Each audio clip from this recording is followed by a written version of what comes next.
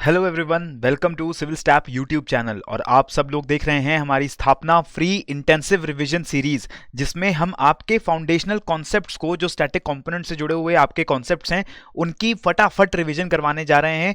आज का ये जो सेशन है, इसमें हम लेसन 3 स्टार्ट करने वाले हैं for the subject of geography. तो फ्रेंड्स, जैसा आप जानते हैं कि ज्योग्राफी के मॉड्यूल से हमारी ये स्थापना सीरीज स्टार्ट हुई है और हम 2 लेसन्स को ऑलरेडी कवर कर चुके हैं इस सीरीज में। ऑन दी 2 मार्च हमने क्या किया था, हमने कुछ इंपॉर्टेंट टॉपिक्स को पिक किया था, उनकी बात की थी। और उसके बाद 3 मार्च को, यानी लास्ट डे में, यस्टरडे, हमने किन टॉपिक्स की बात की थी? हमने atmosphere, structure and composition, heating and cooling of earth, pressure belts, winds and jet streams, इनकी बात की थी। तो फ्रेंड्स, ये हमारे स्थापना के 2 सेशंस ऑलरेडी हो चुके हैं। आज का ये 3rd सेशन है। 4 मार्च को हम लोग major climatic types, El Nino, La Nina and world map, इसके बारे में बात करने वाले हैं। इन टॉपिक्स को फटाफट रिवाइज करने वाले हैं। तो हमारी स्थापना सीरीज में हम लोग करते क्या है, हम लोग क्या कर रहे हैं, इंपॉर्टेंट टॉपिक्स को, यूपीएससी प्रीलिम्स को ध्यान में रखते हुए हम सेलेक्ट कर रहे हैं स्टैटिक कंपोनेंट्स में से, और उन स्टैटिक कंपोनेंट्स का, उन इंपॉर्टेंट टॉपिक्स का आपके साथ फटाफट रिवीजन कर रहे हैं इस मॉर्निंग लेक्चर में। और उसी दिन शाम को, यानी आज के दिन भी शाम को 8 बजे आपके साथ हम एमसीक्यूज को भी सॉल्व करने वाले हैं। ठीक है। सो जो हमारा प्रयास का लाइव सेशन होगा, इसमें हम स्थापना वाले ही टॉपिक्स को उठा के एमसीक्यू सॉल्व करेंगे और देखेंगे कि कितनी अच्छी प्रिपरेशन चल रही है, हमारी एमसीक्यू सॉल्विंग एबिलिटी हमारी कितनी डेवलप हो चुकी है। और ये जितनी भी रिवीजन हम लोग करने वाले हैं, इसके सोर्सेज सिविल स्टैप की तरफ से भी आपको प्रोवाइड किए गए हैं। जो हमारा क्रैश कोर्स का सोर्स है, उसमें से सारी चीजें ये कवर की गई हैं। और दूसरे सोर्सेज, अगर आप सिविल स्टैप का क्रैश कोर्स नहीं यूज कर रहे हैं, दूसरे सोर्सेज से अपनी प्रिपरेशन को आपने किया हुआ है, तो उन सोर्सेज को भी आप कवर कर सकते हैं। और ये सोर्सेज भी हमने इस शेड्यूल में प्रोवाइड किए हुए हैं आपको। आप इन टॉपिक्स की रिवीजन, जिनको हम इस सेशन में कवर करेंगे, उनकी रिवीजन अपने किस सोर्सेज से आप लोग करने वाले हैं, वो सोर्सेज भी आप अपने चुन सकते हैं।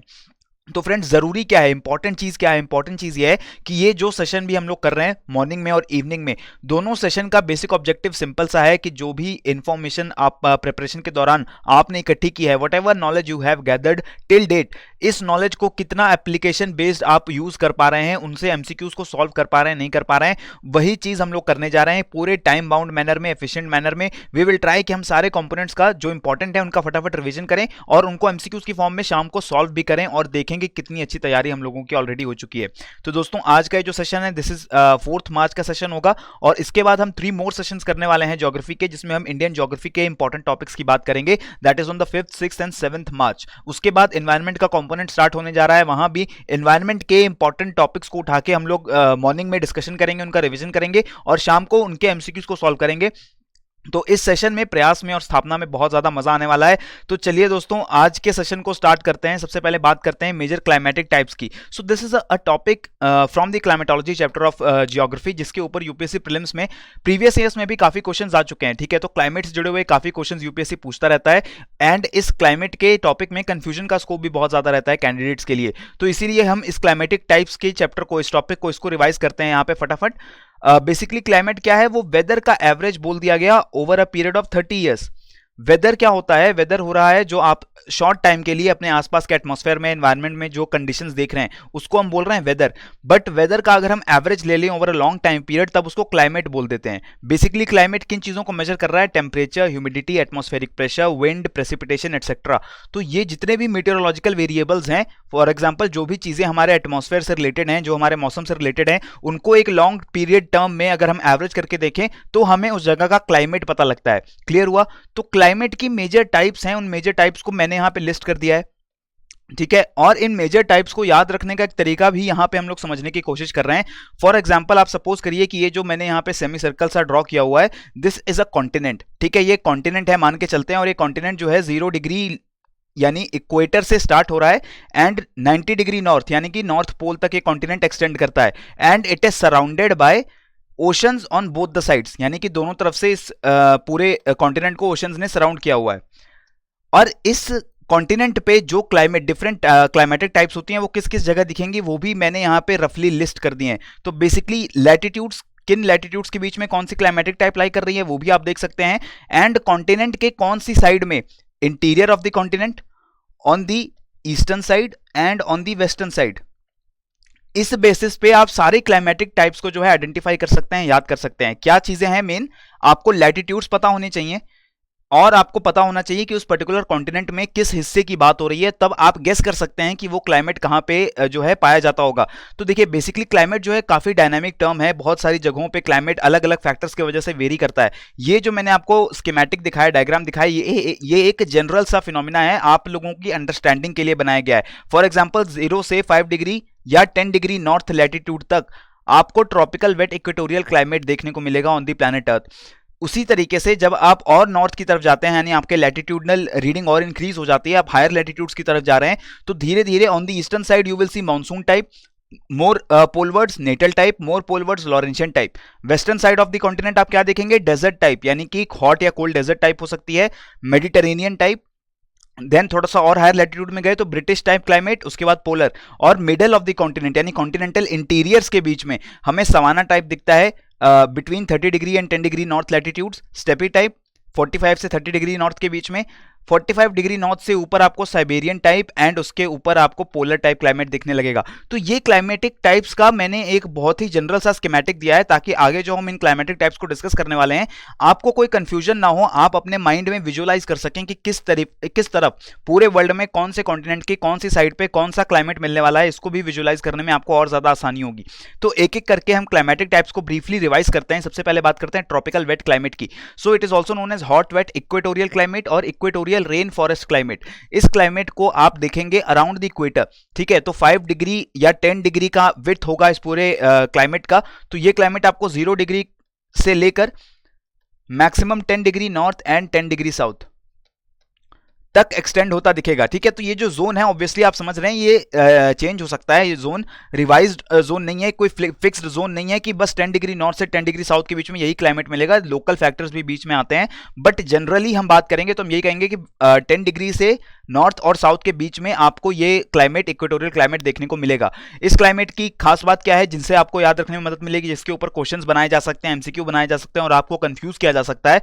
तो सबसे पहले आपको हर क्लाइमेटिक टाइप का टेम्परेचर रेंज पता होना चाहिए, ठीक है। टेम्परेचर रेंज, कितना टेम्परेचर मैक्सिमम एंड मिनिमम जा सकता है किसी क्लाइमेट में, उसके बारे में पता होना चाहिए।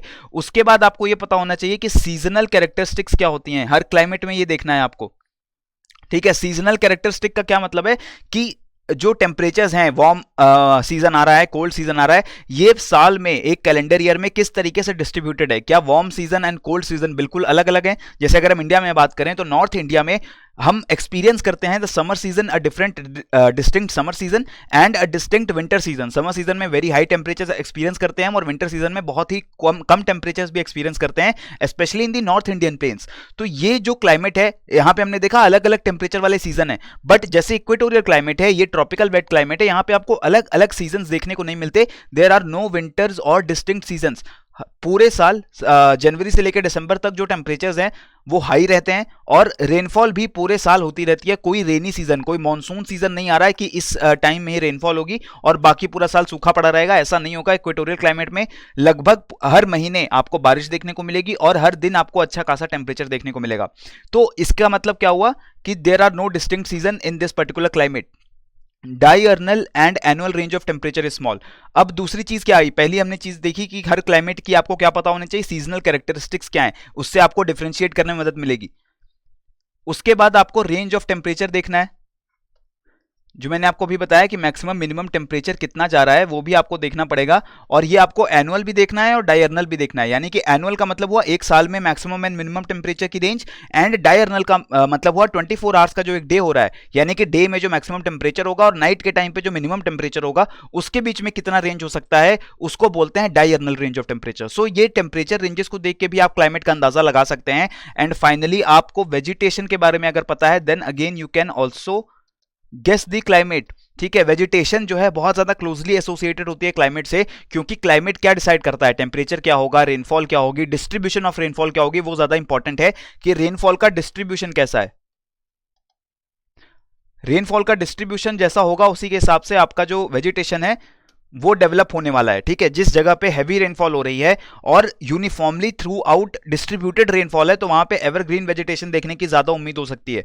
But the places where rainfall is not uniformly distributed, एक शॉर्ट टाइम के लिए हैवी रेनफॉल होती है और बाकी पूरे साल रेनफॉल नहीं होती, वहां पे आपको डेसिडुअस वेजिटेशन देखने को मिलेगी। तो इस तरीके से uniform and non uniform distribution of temperature and rainfall, this is also very important अगर आप किसी भी क्लाइमेट के बारे में पढ़ने जा रहे हैं।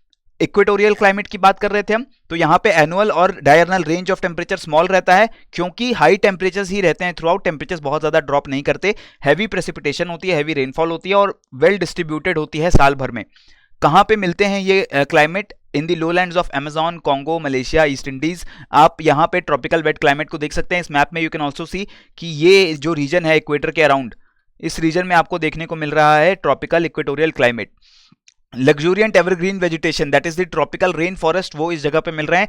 ट्रॉपिकल रेन फॉरेस्ट के बारे में हम और ज्यादा बात नहीं करेंगे, वो आगे के लेक्चर्स में कभी बात करेंगे, बट हमें इतना पता है कि जो वेजिटेशन मिलती है ट्रॉपिकल वेट क्लाइमेट में वो होती है tropical rain forest type, that is evergreen vegetation. फिर आते हैं ट्रॉपिकल मॉनसून क्लाइमेट। सो अभी जो ट्रॉपिकल मॉनसून क्लाइमेट है ये थोड़ा सा पोलवर्ड्स जाने पे, यानी कि नॉर्थ हेमिस्फीयर में आप इक्वेटर से थोड़ा नॉर्थ गए या फिर थोड़ा साउथ गए, अगर पोलवर्ड्स जा रहे हैं थोड़ा सा, कॉन्टिनेंट्स के ईस्टर्न साइड पे आपको ट्रॉपिकल मानसून टाइप क्लाइमेट देखने को मिलेगा। As you can see on the eastern side of the continents आपको देखने को मिल रहा है tropical monsoon climate between the latitudes of 5 degrees and 30 degree north and south. Distinct wet and dry season होते हैं, यानी कि आपको एक गर्म सीजन देखने को मिलेगा, एक ठंडा सीजन देखने को मिलेगा। So annual range of temperature जो है वो ज्यादा होगा as compare to the equatorial climates. Summer and winter season they are sharply differentiated, अलग अलग सीजन आपको ऑब्जर्व करने को मिलेंगे। Average rainfall is around 150 centimeter, much less than the average rainfall in the equatorial climate found in South and South East Asia, South West Africa, Caribbean and South and Central America. ठीक है, ये जो South America है, Central America इन regions में, and even in Australia आपको ये climate देखने को मिलता है, northern coast of Australia. Deciduous vegetation is the typical vegetation जो आपको ट्रॉपिकल मॉनसून क्लाइमेट में दिखाई देगी, क्योंकि ट्रॉपिकल मॉनसून क्लाइमेट में as I told you there are summer and winter season and there is a distinct wet and dry season also, यानी कि जो रेनफॉल होने वाली है वो एक वेट सीजन में होने वाली है और दूसरा जो सीजन है वो ड्राई होने वाला है। तो ये जो वेट सीजन में रेनफॉल होती है, एक सीजन में ड्राई रहता है यानी रेनफॉल नहीं होती, तो उस रीजन में आपको डेसिडुअस वेजिटेशन देखने की ज्यादा प्रोबेबिलिटी होती है, because deciduous vegetation can survive in dry seasons also by shedding their leaves. Evergreen vegetation को रेनफॉल बहुत ज्यादा हमेशा नहीं चाहिए होती, लेकिन वेल डिस्ट्रीब्यूटेड रेनफॉल चाहिए होती है, हर टाइम पानी की अवेलेबिलिटी रहनी चाहिए फॉर द एवरग्रीन वेजिटेशन। अब हम बात करते हैं सवाना क्लाइमेट की। तो ट्रॉपिकल के बाद अब आते हैं सवाना क्लाइमेट में। This climate again tropical equatorial climate के नॉर्थ या साउथ में लाई करेगा, but in the middle of the continents यानी इंटीरियर ऑफ द कॉन्टिनेंट्स। इसको हम सुडान टाइप क्लाइमेट भी बोलेंगे। So 5 degree to 20 degree latitudes on either side of the equator. Distinct seasons होते हैं यहाँ भी, cool and dry winters and warm and wet summers. अब देखिए यहाँ पे एक जो चीज इंट्रोड्यूस हो गई, कूल एंड ड्राई, ये दोनों सीजन एक साथ इकट्ठे होने वाले हैं, यानी कि जहां पे जिस सीजन में टेम्परेचर कम है, साल के जिस हिस्से में टेम्परेचर कम है, उसी हिस्से में उसी टाइम पे रेनफॉल भी बहुत कम होगी, ड्राई सीजन होगा। जब वार्म सीजन आएगा यानी कि समर सीजन आ रहा है, जब टेम्परेचर इंक्रीज हो रहे हैं, तब आपकी रेनफॉल भी बढ़ रही है, उसी टाइम पे रेनफॉल हो रही है। सो दो तरह के डिस्टिंक्ट सीजन होते हैं यहाँ पे इस क्लाइमेट में, एक होता है कूल एंड ड्राई, दूसरा होता है वार्म एंड वेट, और ये टिपिकल कंडीशन है जो कि सवाना क्लाइमेट में आपको देखने को मिलेगी। High temperatures through out the year is between 24 degree Celsius and 27 degree Celsius. So main temperatures जो है थ्रू आउट द ईयर वो हाई रहते हैं, हालांकि डिस्टिंक्ट सीजन होगा, कूल सीजन आएगा, लेकिन टेम्परेचर्स बहुत ज्यादा कम नहीं होंगे उस टाइम पे भी। Extreme diurnal range of temperature is characteristic.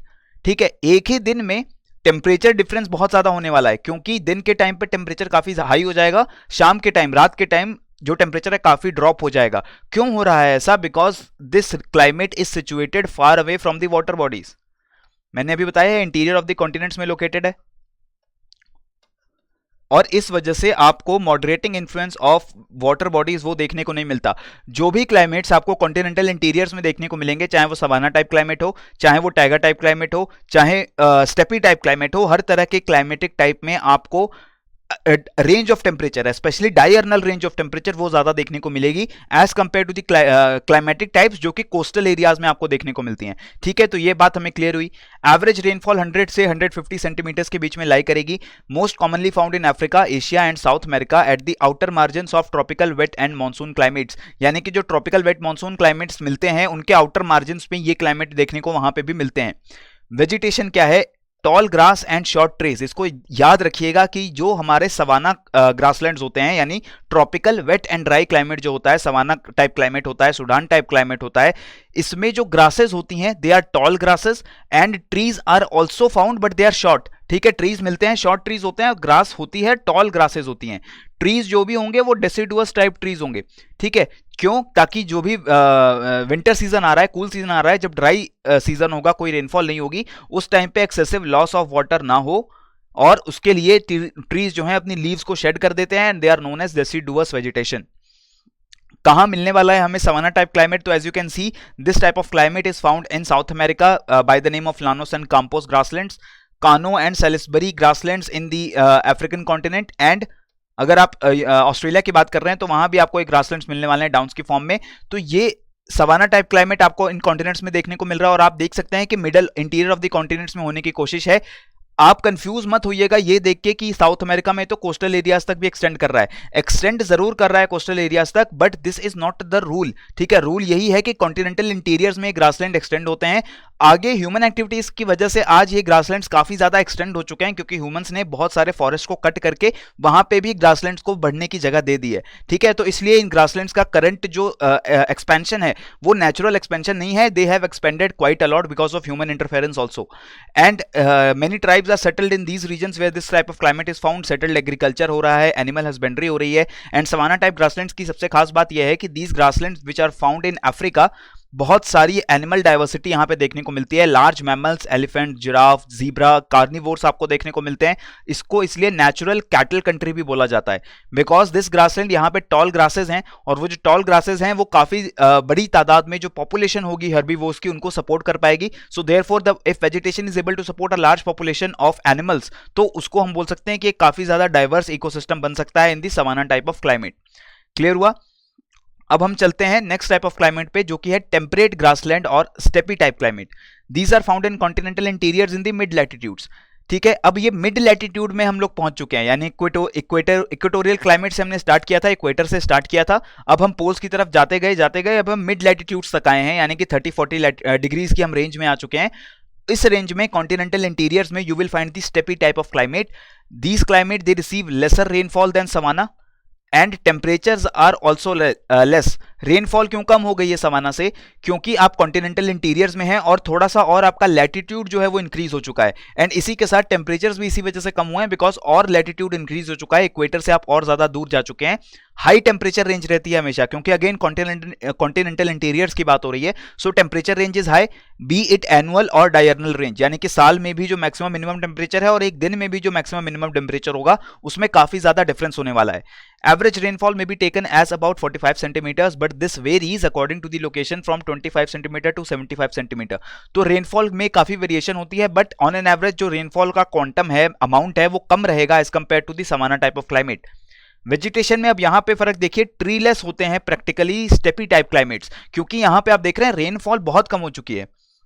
Therefore, the trees which obviously require large amount of water as compared to grasses, तो trees यहां survive ज्यादा नहीं कर पाते, but grasses they can survive, but they are shorter, ठीक है। Shorter grasses होती हैं, सवाना ग्रासलैंड्स में टॉलर ग्रासेस थी, and grasses are more nutritious as compare to savanna type, ठीक है। ग्रासेस जो हैं वो ज्यादा न्यूट्रिशियस होती हैं सवाना में मिलने वाली ग्रासेस से, and the soils are also extremely fertile in the steppe type of climate. बहुत फर्टाइल सॉइल होती है, और इस वजह से ह्यूमंस ने इस स्टेपी ग्रासलैंड्स को भी काफी ज्यादा जो है इंक्रोच कर लिया है, फार्मलैंड्स में उनको तब्दील कर दिया है। इन ग्रासलैंड्स के कुछ लोकल नेम्स भी होते हैं, जैसे in Hungary they are known as pusztas, North America they are known as prairies, pampas in South America, bushveld and highveld in the South Africa, downs in Australia and Canterbury in New Zealand। तो ये grassland जो हैं आपके steppe type climates हैं, अलग अलग regions में मिलने वाले ये जो ग्रासलैंड्स हैं।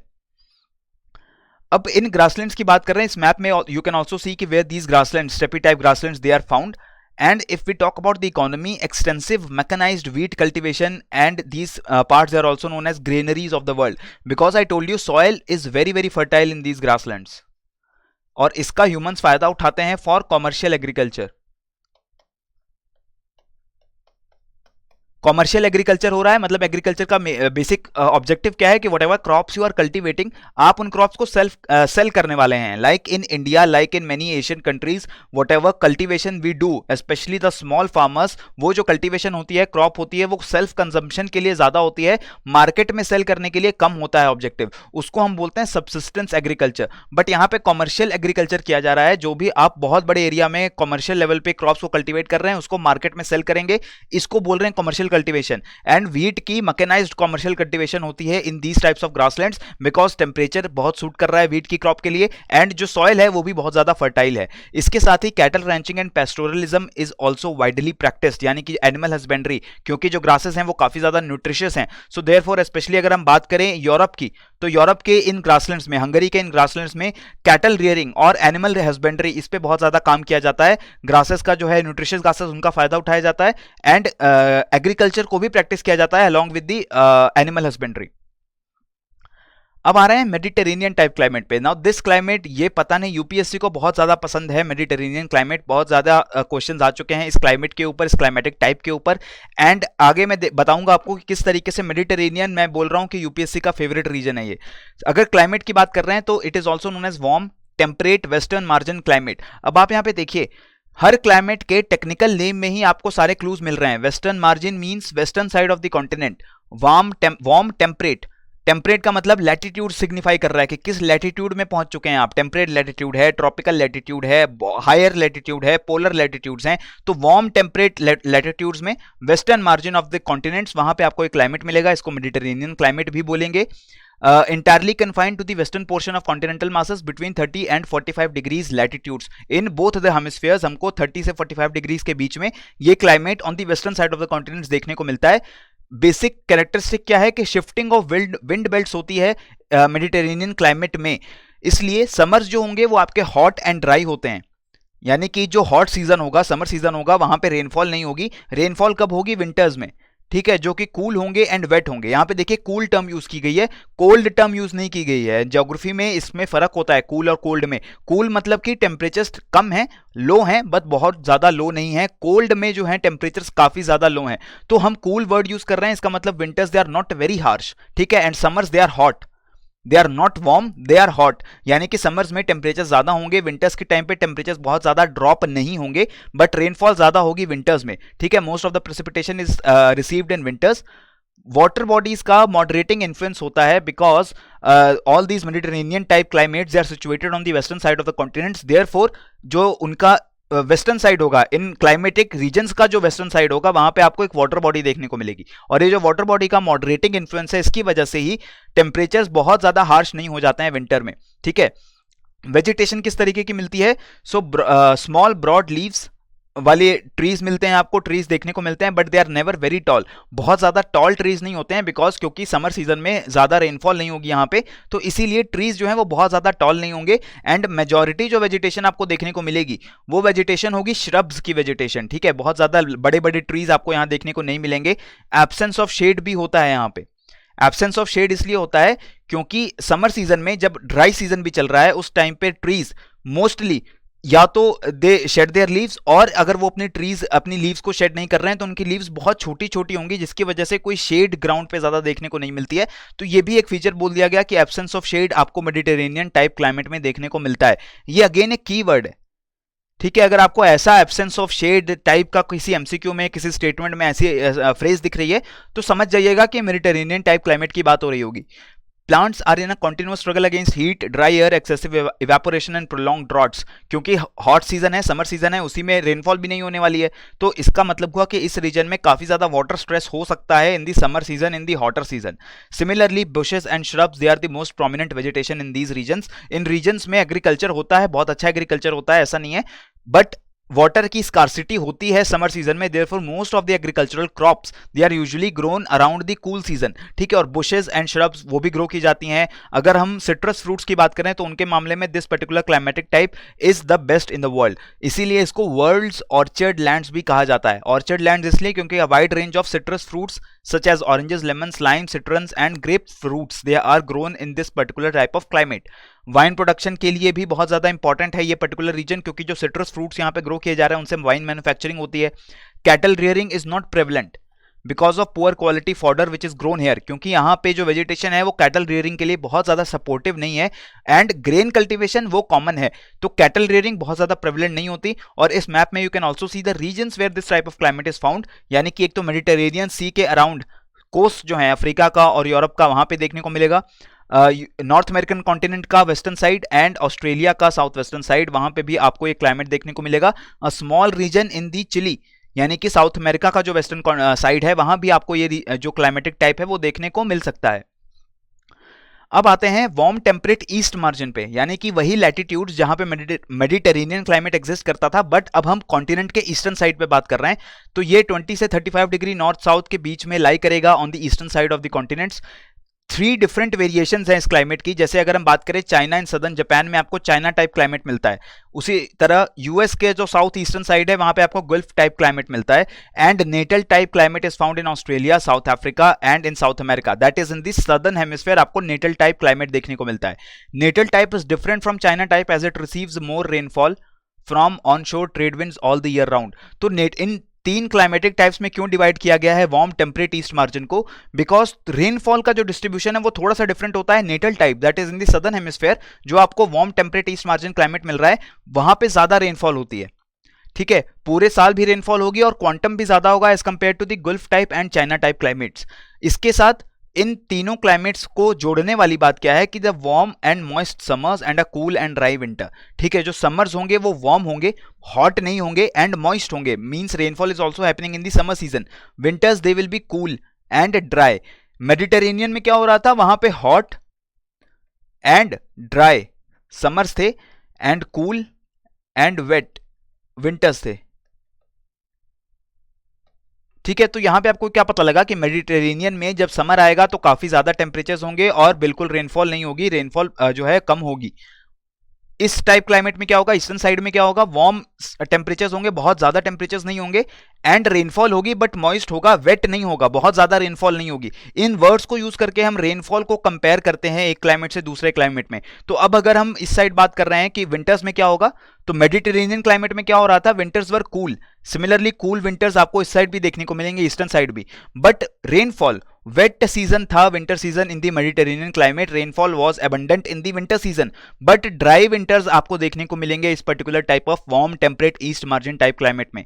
एक फर्क है, नेटल टाइप में आपको विंटर्स में भी रेनफॉल देखने को मिलती है। तो इसका ये रीजन है कि अगर हम नेटल टाइप की बात करें, it is also found in southern hemisphere only, and in the southern hemisphere the land masses they are not very broad, not very large, so oceans का इन्फ्लुएंस हमेशा रहता है। स्पेशली अगर हम साउथ अमेरिकन कॉन्टिनेंट की बात कर रहे हैं, अफ्रीकन कॉन्टिनेंट की बात कर रहे हैं साउथ में, तो ओशंस का इन्फ्लुएंस काफी ज्यादा जो है क्लाइमेट को इफेक्ट करता है। इस वजह से विंटर्स में भी रेनफॉल होती है in the Natal type of climate. Mean temperatures vary between 4 degree to 25 degree Celsius, क्योंकि समर्स और विंटर्स में अब टेम्परेचर डिफरेंस जो है वो बढ़ने लगा है, क्योंकि आपका लैटिट्यूड इंक्रीज हो चुका है काफी, एंड मैरीटाइम इन्फ्लुएंस जो है इसकी वजह से temperature still they are quite moderate. हमारा विंटर्स जो है वो कूल हो रहे हैं, हमारे समर्स जो है वो वार्म हो रहे हैं इस क्लाइमेट में। क्यों हो रहे हैं? बिकॉज ओशन का इन्फ्लुएंस है, इसकी वजह से टेम्परेचर थोड़े से ज्यादा मॉडरेटेड है। यूनिफॉर्म डिस्ट्रीब्यूशन होता है रेनफॉल का, फेयरली यूनिफॉर्म डिस्ट्रीब्यूशन है, 60 टू 150 सेंटीमीटर्स की रेनफॉल होगी और पूरे साल में यूनिफॉर्मली डिस्ट्रीब्यूटेड होगी। बट जो मैक्सिमा आएगा, यानी सबसे ज्यादा रेनफॉल जो होने वाली है वो होने वाली है समर्स में। इसमें देखिए दोस्तों, कंफ्यूज होने की जरूरत नहीं है, यहाँ पे मैं फिर बता रहा हूँ। आप कहेंगे कि अभी मैं बता रहा हूँ समर्स में मॉइस्ट रहता है, विंटर में ड्राई रहता है, तो अब मैं कह रहा हूँ यूनिफॉर्म डिस्ट्रीब्यूशन है रेनफॉल का। यूनिफॉर्म डिस्ट्रीब्यूशन इसलिए है, समर्स में जब बहुत ज्यादा रेनफॉल का टाइम मैं बता रहा हूँ ना, मॉइस्ट समर होगा, बहुत ज्यादा रेनफॉल हो रही है, बहुत ज्यादा रेनफॉल नहीं हो रही। रेनफॉल कितनी होगी? 70 सेंटीमीटर या फिर ज्यादा से ज्यादा 100 सेंटीमीटर, क्योंकि एवरेज बोल रहा हूँ 150, जहां पे बहुत रेनफॉल होती है वहां पे पहुंचेगी 150 सेंटीमीटर। लेकिन जब ड्राई विंटर्स आ रहे हैं, तो ड्राई विंटर्स का ये मतलब नहीं है कि 0 सेंटीमीटर हो गया। ये ड्राई विंटर्स में 70 सेंटीमीटर जहां रेनफॉल होती थी वहां 40 हो जाएगी, 100 सेंटीमीटर जहां होती थी वहां पे हो सकता है 70 हो जाए, 80 हो जाए। ठीक है, 150 सेंटीमीटर जहां रेनफॉल हो रही थी वहां पे हो सकता है कम हो जाए, काफी कम हो जाए, लेकिन स्टिल रेनफॉल का डिस्ट्रीब्यूशन में बहुत ज्यादा डिफरेंस नहीं आ रहा। जैसे कि मॉनसून टाइप में, सवाना टाइप में बहुत ज्यादा डिफरेंस आता है distinct dry and wet seasons में। एक सीजन में अबंडेंट रेनफॉल हो रही है और एक सीजन में बिल्कुल रेनफॉल नहीं हो रही है। ऐसा नहीं होता है इस क्लाइमेट में। इस क्लाइमेट में रेनफॉल पूरे साल होती है, लेकिन जो मैक्सिमम रेनफॉल होगी वो होगी आपके समर सीजन में, और विंटर सीजन में थोड़ी कम रेनफॉल होगी डिपेंडिंग अपॉन दी रीजन। कहीं पे ज्यादा कम होगी, कहीं थोड़ी कम होगी, लेकिन जो विंटर्स होंगे वहां रेनफॉल कम होगी as compare to the summer season. तो ये है इस क्लाइमेटिक टाइप का मतलब। आपको बिल्कुल कंफ्यूजन का स्कोप नहीं छोड़ना है, इन वर्ड्स को समझ लीजिए। ठीक है, वार्म, कूल, ड्राई, मॉइस्ट, इसका क्या मतलब होता है? तो मॉइस्ट मतलब कि बहुत ज्यादा रेनफॉल नहीं होती है समर के टाइम पे भी। अगर वेट लिखा होता तो मैं बोलता बहुत ज्यादा रेनफॉल हो रही है। वेजिटेशन कैसी है, एवरग्रीन ट्रीज मिलते हैं एंड इवन डेसिडुअस ट्रीज भी देखने को मिलते हैं। एवरग्रीन ब्रॉड लीफ ट्रीज क्यों देखने को मिल रहे हैं, because as I told you uniform distribution है रेनफॉल का। बट डेसिडुअस ट्रीज भी देखने को मिल रहे हैं क्योंकि हर जगह पे हो सकता है यूनिफॉर्म डिस्ट्रीब्यूशन ना हो, कहीं पे वाटर अवेलेबिलिटी कम हो, ठीक है, क्योंकि मैंने बोला है कुछ रीजन्स में रेनफॉल कम हो रही होगी, तो in those regions the deciduous trees, deciduous vegetation they are seen. अब हम इस मैप में देख रहे हैं कि देखिए China type climate is located on the eastern side of the Asian continent, Gulf type on the eastern side of North American continent and Natal type is located on the eastern side in the continents in southern hemisphere. तो ये वो climatic types हैं हमारी warm temperate east margin type की। अब आते हैं cool temperate west margin type पे। अब कूल टेम्परेट में क्या हुआ, अगेन हमारा लैटिट्यूड और पोलवर्ड शिफ्ट हो चुका है, पोल्स की तरफ और ज्यादा जा चुके हैं, और कॉन्टिनेंट्स के वेस्टर्न साइड पे किस तरीके का क्लाइमेट है उसकी बात करने वाले हैं। सबसे पहले बात कर रहे हैं north west European maritime climate और दी ब्रिटिश टाइप क्लाइमेट। तो ब्रिटिश टाइप जो क्लाइमेट है it remains under the influence of westerlies. Westerlies क्या है, वेस्टर्लीज को हमने कल डिस्कस किया था, यस्टरडे हमने इसको डिस्कस किया था। Westerlies are the winds which blow from sub tropical high pressure belt to sub polar low pressure belt. So westerlies के इन्फ्लुएंस में रहता है ये हमारा रीजन, जिस रीजन में आपको cool temperate west margin type climate देखने को मिलेगा, जिसको हम ब्रिटिश टाइप क्लाइमेट भी बोलेंगे। All round the year westerlies के इन्फ्लुएंस में है एंड फ्रंटल साइक्लोनिक एक्टिविटी भी होती है। जो टेम्परेट साइक्लोन्स बनते हैं वो भी इसी रीजन, इसी ब्रिटिश टाइप क्लाइमेट के ऊपर बनने वाले हैं। Summers they are moderately warm and winters they are fairly mild. अब देखिए यहाँ पे क्या हो रहा है, बेसिकली क्या हो रहा है कि स्ट्रॉन्ग मैरीटाइम इन्फ्लुएंस की वजह से समर्स के टाइम में टेम्परेचर्स बहुत ज्यादा गर्म नहीं हो रहे हैं एंड विंटर्स भी बहुत ज्यादा ठंडे नहीं हो रहे। Specially if you consider the latitude, जिस लैटिट्यूड में मिलने वाला है cool temperate west margin type, इस लैटिट्यूड्स में जो विंटर्स हैं वो बहुत ठंडे होने चाहिए थे, क्योंकि latitudes they are more than 45-50 degree north और साउथ। तो इस वजह से विंटर्स काफी ठंडे होने चाहिए थे, but they are not very cold, they are fairly mild. क्यों माइल्ड है, because of the maritime influence. Maritime influence की वजह से जो टेम्परेचर है वो मॉडरेट हो गया है। And summers they are also moderately warm because obviously वो हायर लैटिट्यूड्स पे लोकेटेड हैं, तो समर्स बहुत ज्यादा गर्म नहीं हो सकते। Adequate rainfall occur throughout the year with maximum in winter due to temperate cyclonic activity. So here you can see कि जो रेनफॉल होने वाली है वो पूरे साल लगभग डिस्ट्रीब्यूटेड होगी, बट मैक्सिमम रेनफॉल कहाँ होगी, विंटर के टाइम पे होगी। The climate is found in the British Isles, north west Europe, southern Chile, Australia and New Zealand. The natural vegetation type is deciduous trees. तो इस रीजन में भी डेसिडुअस ट्रीज देखने को मिलते हैं, because as I told you rainfall का distribution आपको थ्रू आउट देखने को मिलेगा, पूरे साल रेनफॉल का डिस्ट्रीब्यूशन है यहाँ पे, लेकिन rainfall is not very high, ठीक है, बहुत ज्यादा रेनफॉल नहीं है। एंड इन दी विंटर्स, जब विंटर्स का टाइम आएगा, when I told you the rainfall is maximum, इस टाइम पे रेनफॉल तो मैक्सिमम होगी, इसी के साथ स्नोफॉल भी होगा, ठीक है, इसी के साथ हेल स्टॉर्म भी आएंगे, क्योंकि अब हम एक्चुअली साइक्लोनिक एक्टिविटी वाले जोन में पहुंच चुके हैं, जहां पे टेम्परेट साइक्लोन्स बनने वाले हैं। टेम्परेट साइक्लोन्स बनने वाले हैं क्यों, क्योंकि हम ज्यादा लैटिट्यूड्स, हाई लैटिट्यूड्स पे पहुंच चुके हैं, इसीलिए snow storm, snowfalls, hello storm, जिससे बचने के लिए कोल्डर सीजन में जो ऑटमनल सीजन आता है वहां पे ये लीव्स शेड कर देंगे, ये ट्रीज जो कि इस रीजन में मिलने वाले हैं, इसलिए डेसिडुअस ट्रीज हैं। वाटर स्कार्सिटी की वजह से भी शेड कर रहे हैं, लेकिन ज्यादा इनका रीजन क्या है ट्रीज को अपनी लीव्स को शेड करने का, they do not want snow and hail to accumulate on the leaves of those plants. So therefore जो ट्रीज हैं वो अपनी लीव्स को ही शेड कर देते हैं, ताकि जो सारी स्नो है उनके ऊपर इकट्ठी ना हो। अब हम बात कर रहे हैं cool temperate west margin type climate का। जो लोकेशन है एज यू कैन सी, ये यूरोप के वेस्टर्न साइड पे and small portions in the North American, South American and Australian continents, ये आपको western side of the continent ये देखने को मिलने वाले हैं। Lumbering, gardening and dairying they are commonly practised along with grain farming and cattle rearing, and most of the regions in these climate are industrialized and part of the developed world। तो आप देख सकते हैं जिन regions में climate मिल रहा है ज्यादातर वो रीजन्स डेवलप्ड रीजन्स में आ रहे हैं। यूरोप की बात हो रही है, नॉर्थ अमेरिका की बात हो रही है, तो ये जो रीजन है इंडस्ट्रियलाइज्ड रीजन रहता है। Lumbering, gardening and dairying important economic activities हैं जो इस टाइप ऑफ क्लाइमेट में की जाती हैं। Next comes the Laurentian type climate, जो कि cool temperate east margin type है। That is now we are talking about the eastern side of the continents.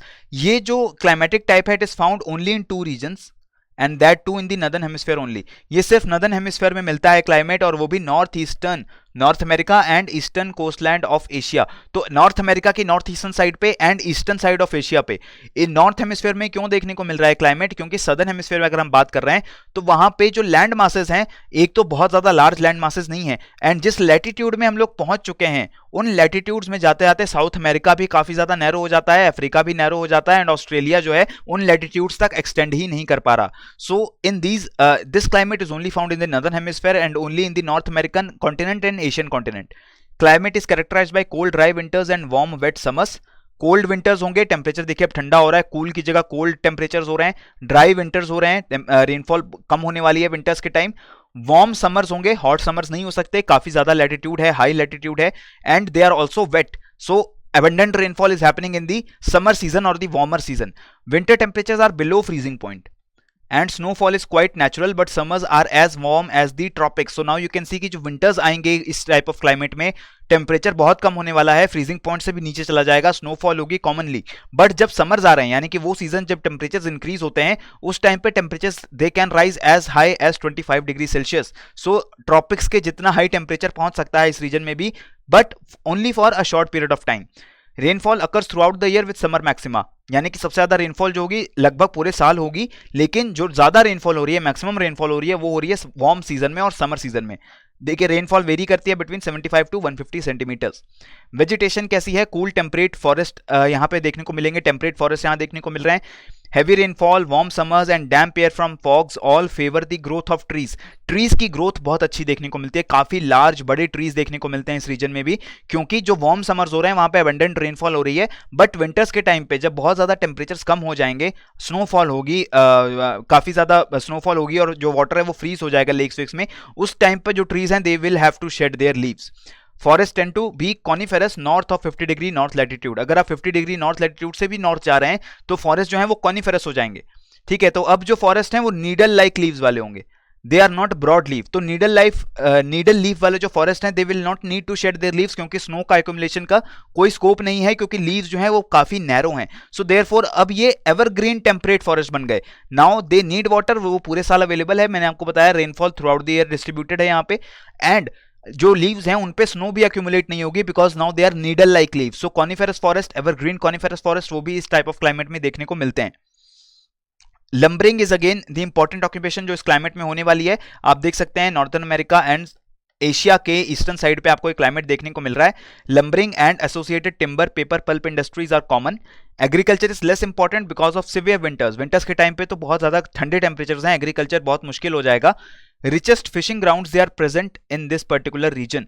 इस ये जो कोस्टल रीजन्स हैं of the North America and Asia, इन दोनों regions के अराउंड आपको most of the world's richest fishing grounds देखने को मिलते हैं, ठीक है। चाहे आप ग्रैंड बैंक की बात कर रहे हैं, चाहे आप जापानीज कोस्ट की बात कर रहे हैं, इन दोनों रीजन्स में warm and cold ocean currents they come to meet, ठीक है। Warm ocean currents plus cold ocean currents, ये मिलके क्या बना रहे हैं, हमारे रिचेस्ट फिशिंग ग्राउंड्स।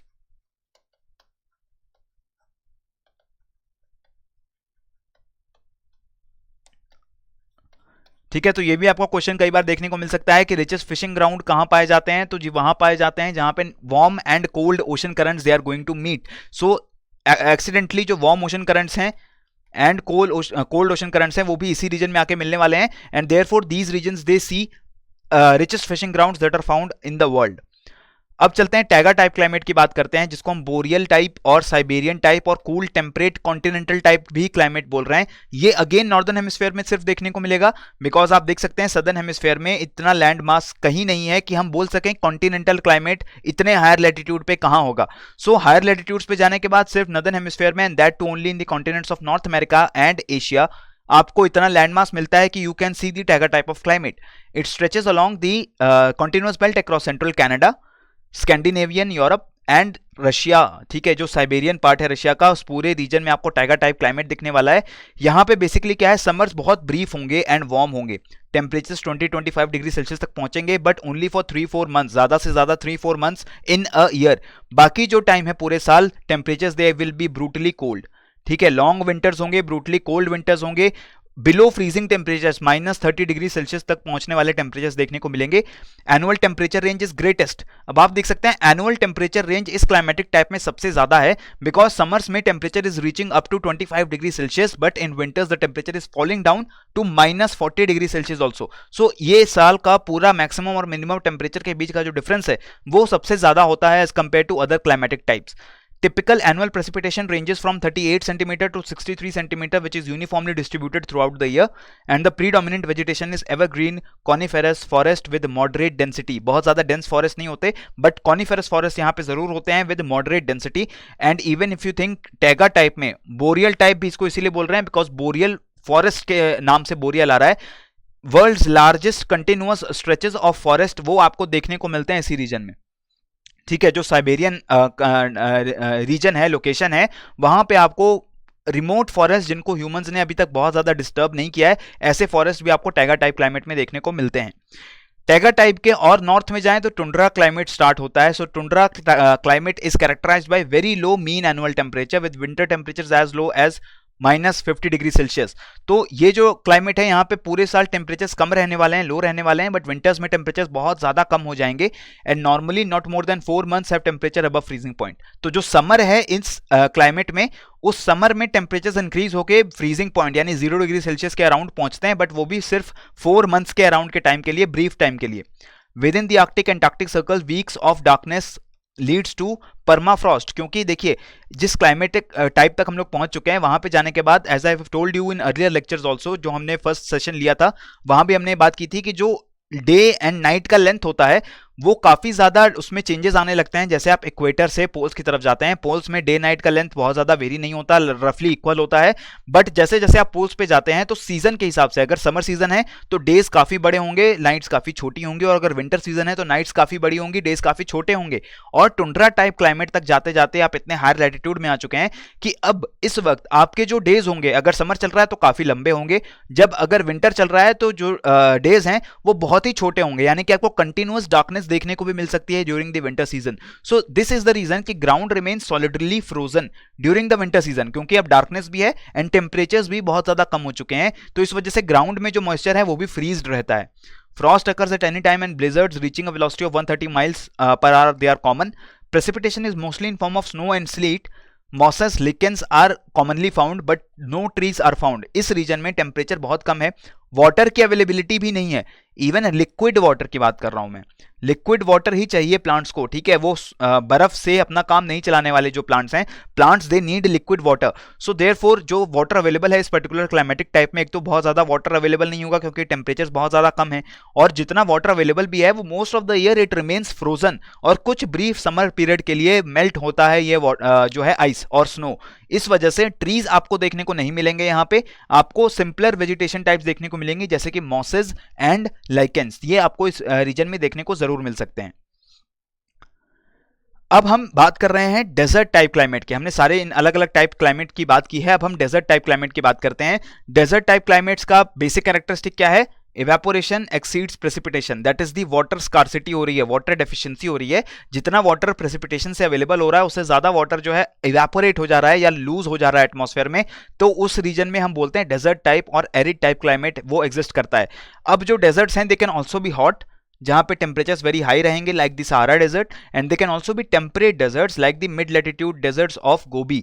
तो जो ऐसे गोबी डेजर्ट है वो एक कोल्ड डेजर्ट है, वहां पे टेम्परेचर्स जो हैं बहुत हाई टेम्परेचर्स नहीं होने वाले, बट सहारा जैसे है वहां पे टेम्परेचर्स बहुत ज्यादा हाई हो जाएंगे during the day time. So hot deserts and cold deserts और टेम्परेट डेजर्ट्स, ये यहाँ पे फर्क हो रहा है। सबसे पहले बात करते हैं हॉट डेजर्ट्स की। So these deserts they are mainly produced due to off shore trade winds, ये उन लोकेशंस में एग्जिस्ट करते हैं जहां पे trade winds they are blowing away from the land towards the sea, तो इसलिए वो सी की तरफ से कोई मॉइस्चर लेके नहीं आती विंड्स, एंड आपको ये हॉट डेजर्ट्स देखने को मिलते हैं, इसलिए they are also known as trade wind desserts.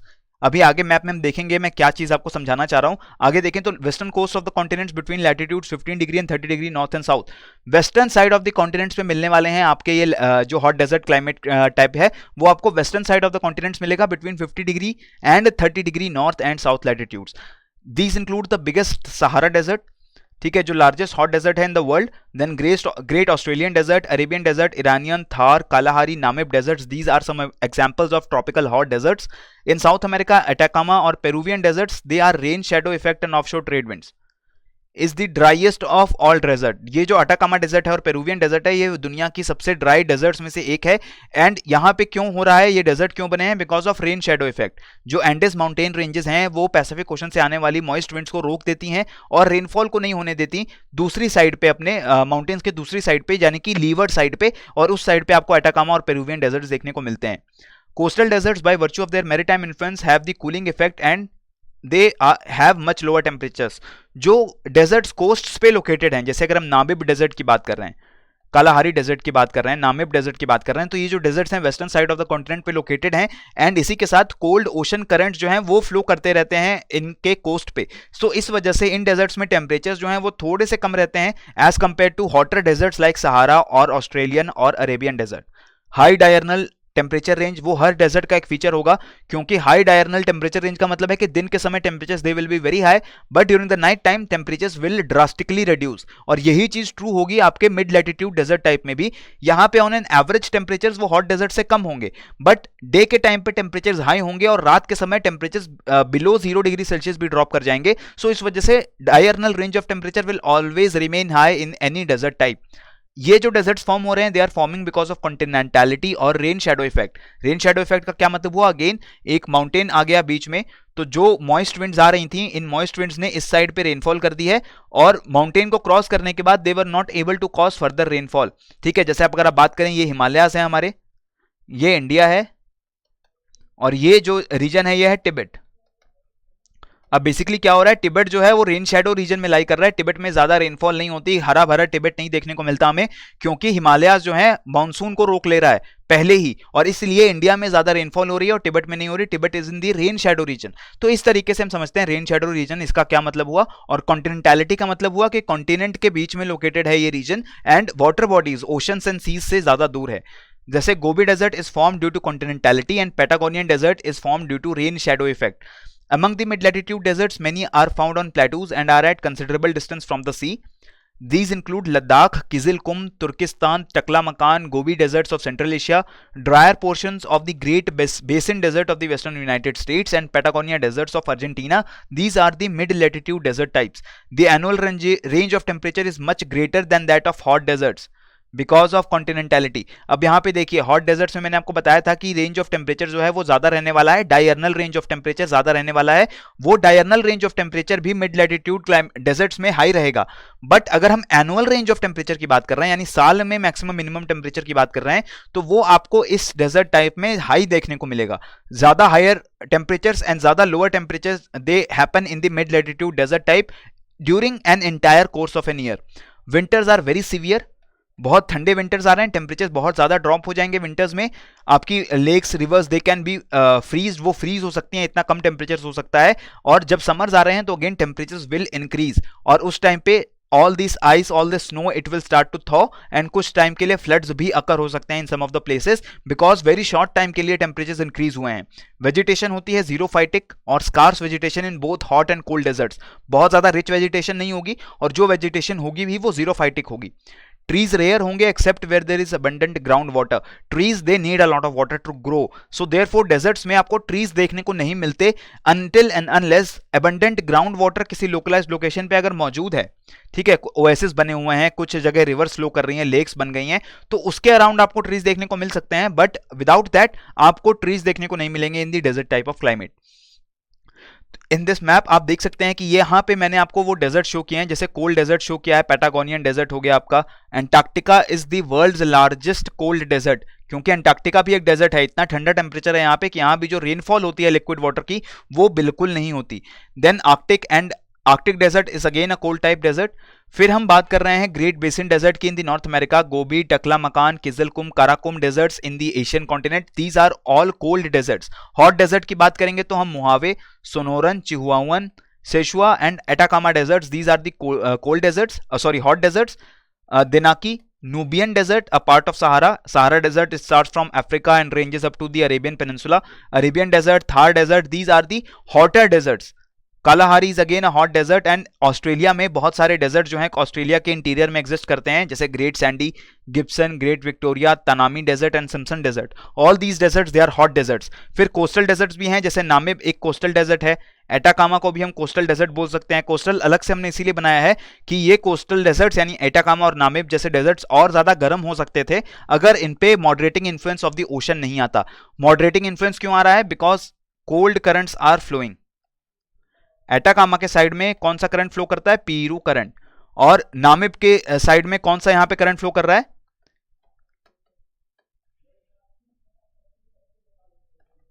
ठीक है, Benguela current. So therefore these type of cold currents they are actually responsible for moderating the temperature in the hot deserts like Atacama and Namib deserts. अब दोस्तों मैं आपके साथ बात करने वाला हूं El Nino and southern oscillation की। हमने क्लाइमेटिक टाइप्स को देख लिया है, हमने ब्रीफली रिवाइज किया है, बहुत ही ब्रीफली रिवाइज किया है क्लाइमेटिक टाइप्स को।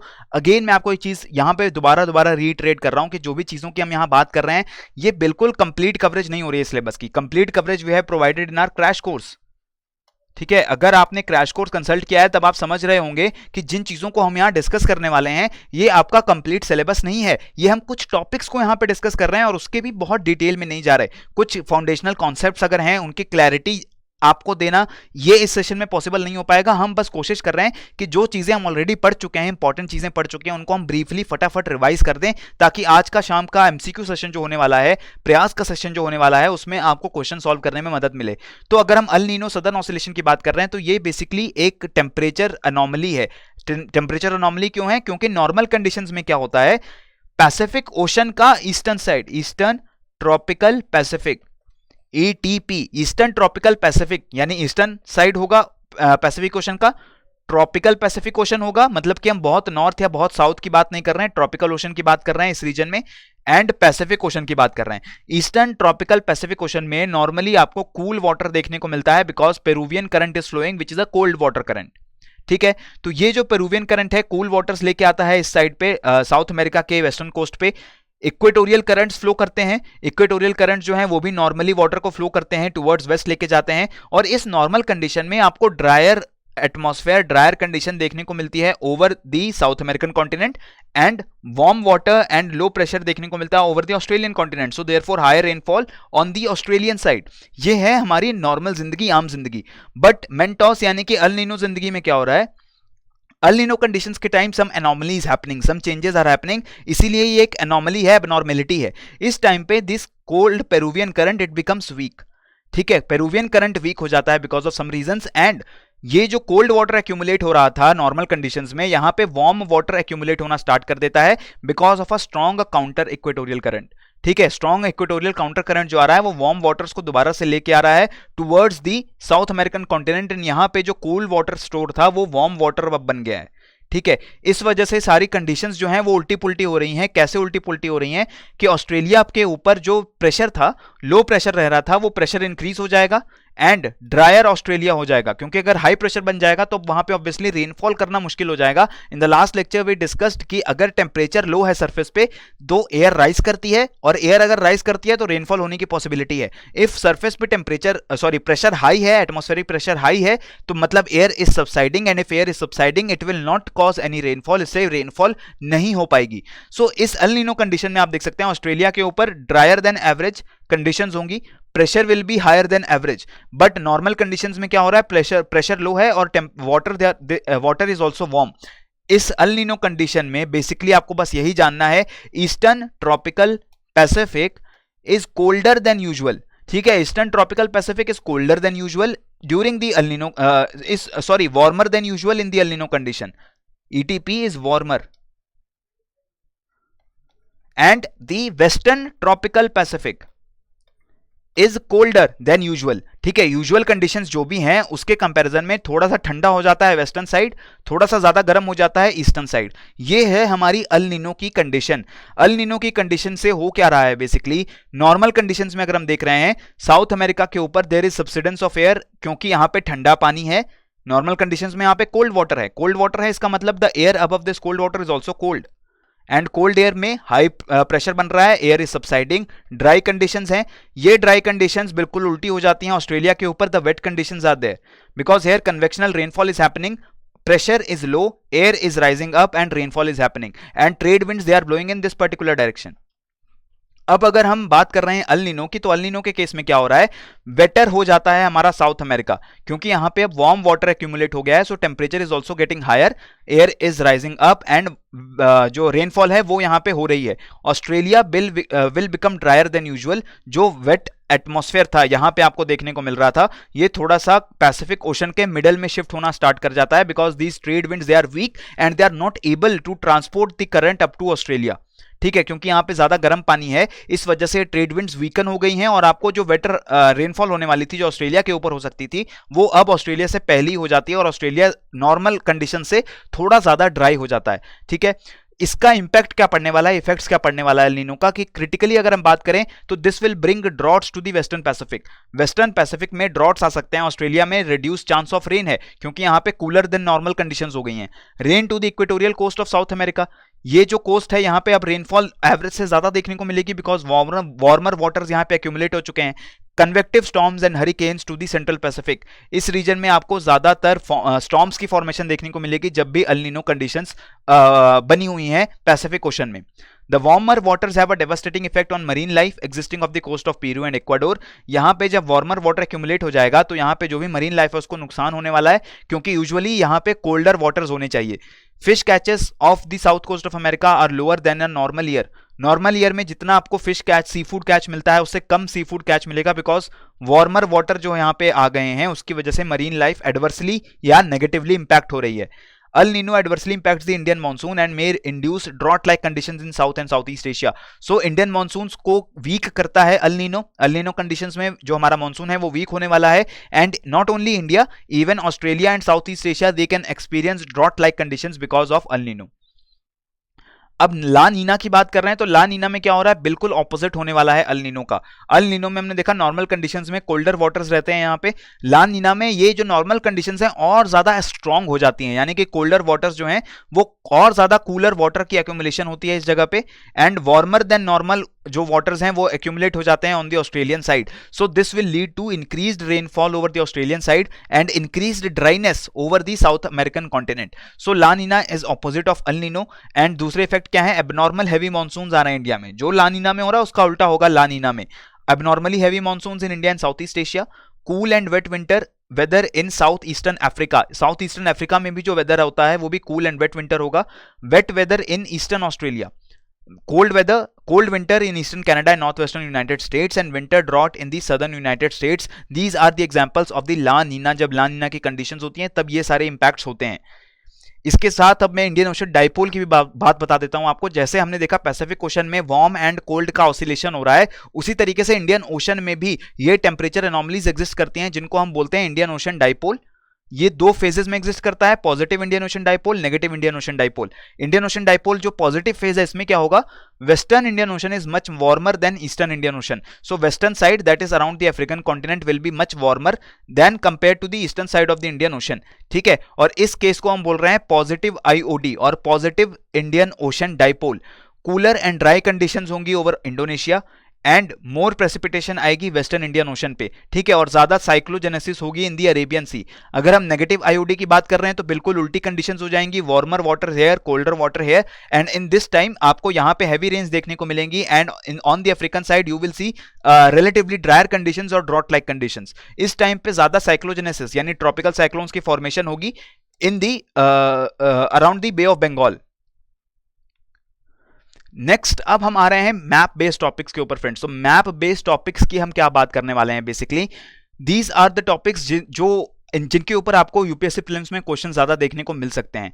मैप बेस्ड टॉपिक्स का मतलब यह है मैप प्रैक्टिस, और मैप प्रैक्टिस आप लोगों को ही करनी है. कोई भी इंसान मैप प्रैक्टिस अगर करेगा और रेगुलरली कर रहा है तो बिल्कुल उसके क्वेश्चन सही होने वाले हैं जो यूपीएससी प्रीलिम्स में उससे पूछे जाएंगे. और इस सेशन में मैं क्या करवाने वाला हूं, मैं आपको सबसे पहले बता रहा हूं हॉटस्पॉट रीजन्स, वो रीजन्स जिनके ऊपर एटलस में आपको सबसे ज्यादा ध्यान देना है as compare to other regions. मैं ये नहीं कह रहा कि बाकी रीजन्स छोड़ दीजिए, बट इन रीजन्स का रिविजन करते रहिए बार बार. कौन से रीजन्स हैं, इंडियन ओशन रीजन, यानी कि कौन सी कोस्टल कंट्रीज हैं जो इंडियन ओशन पे अपना जो है बीच या बॉर्डर शेयर करती हैं कह सकते हैं. कौन से आइलैंड्स हैं, आइलैंड कंट्रीज हैं जो इंडियन ओशन में लाई कर रही हैं. ये रीजन बहुत इंपॉर्टेंट है, इसको आपको पढ़ना है बहुत ही ध्यान से रिवाइज करना है. फिर मिडल ईस्ट, ये हमेशा इंपॉर्टेंट रहता है, हर साल लगभग एक क्वेश्चन जरूर आता है मिडल ईस्ट के रीजन के ऊपर से, क्योंकि यहाँ इजराइल, सीरिया, इराक, ईरान जैसी हैपनिंग कंट्रीज यहाँ पे जो हैं लोकेटेड हैं, किसी ना किसी वजह से ये करंट अफेयर्स में बनी रहती हैं ये countries, and therefore this Middle East is also very important. फिर आता है हमारा साउथ ईस्ट एशिया का region. South East Asia region is also very important because South China Sea की अगर हम बात कर रहे हैं तो इस साउथ चाइना सी के अराउंड जो कंट्रीज लोकेटेड हैं, आपको पता होना चाहिए कि कौन सी कंट्रीज कहाँ लोकेटेड हैं, किसके साथ बॉर्डर शेयर हो रहा है, ये सब चीजें पता होनी चाहिए। ये इसलिए भी इंपॉर्टेंट है बिकॉज इंडिया के रेस्पेक्ट से ये साउथ ईस्ट एशिया का रीजन बहुत ज्यादा इंपॉर्टेंट हो जाता है, चाहे हम इकोनॉमी की बात करें, पॉलिटिकल स्ट्रेटेजी की बात करें, तो ये रीजन थोड़ा सा इंपॉर्टेंट है। क्या पता होना चाहिए आपको? पहले तो आप वाटर बॉडीज पढ़ लीजिए, ठीक है, गल्फ ऑफ थाईलैंड हो गया, साउथ चाइना सी है, फिलीपाइन सी है, Strait of Malacca, this is very important. Andaman Sea से अगर होके कोई शिप जा रही है, उसको चाइना तक पहुंचना है, तो वो स्ट्रेट ऑफ मलक्का से होके जाने वाली है साउथ चाइना सी में। सिंगापुर यहीं पे लोकेटेड है, ठीक है, सिंगापुर यहीं पे लोकेटेड है। सिंगापुर की ग्रोथ स्टोरी में बहुत बड़ा हाथ है इस मलक्का स्ट्रेट का, ठीक है। तो इस पूरे रीजन को आपको बहुत ध्यान से देखना है। फिर Australia and Pacific, Australian fires की वजह से, जो बुश फायर्स हुई थी, वेरी डेवास्टेटिंग फायर्स, उनकी वजह से ये रीजन भी थोड़ा सा करंट अफेयर्स की न्यूज में चल रहा है, तो इसलिए आपको ऑस्ट्रेलियन कॉन्टिनेंट के बारे में भी थोड़ी चीजें पढ़ के जानी पड़ेंगी, क्योंकि इनके ऊपर भी जो है ज्योग्राफिकल क्वेश्चंस आ सकते हैं। फिर आता है मेडिटेरेनियन सी रीजन। ये क्यों आता है? ये तो इसलिए आता है क्योंकि यूपीएससी को मेडिटेरेनियन पसंद है। मैंने आपको बताया, क्लाइमेट हो चाहे मेडिटेरेनियन का, उससे जुड़े हुए क्वेश्चंस पूछे जाएंगे। मेडिटेरेनियन सी के अराउंड जो भी कंट्रीज लोकेटेड हैं, उनके बारे में भी यूपीएससी बार बार क्वेश्चंस पूछती है, प्रीवियस क्वेश्चन में ऐसा हो चुका है, इसलिए मेडिटेरेनियन सी रीजन, इसको भी बहुत ध्यान से पढ़ने की जरूरत है। नॉर्थ सी रीजन, ये इंपॉर्टेंट थोड़ा सा रीजन इसलिए है because abundant fossil fuels they are found in this North Sea, and इसके साथ साथ कुछ इंपॉर्टेंट कंट्रीज भी लोकेटेड है नॉर्थ सी के आसपास। अगर हम बात करें यूनाइटेड किंगडम की, स्कैंडिनेवियन आइलैंड्स की, जर्मनी, नीदरलैंड्स, तो ये जो कंट्रीज हैं नॉर्दर्न यूरोप में लोकेटेड हैं, नॉर्थ सी के पास लोकेटेड हैं। और इसके बाद important mountain ranges, rivers, lakes and desserts.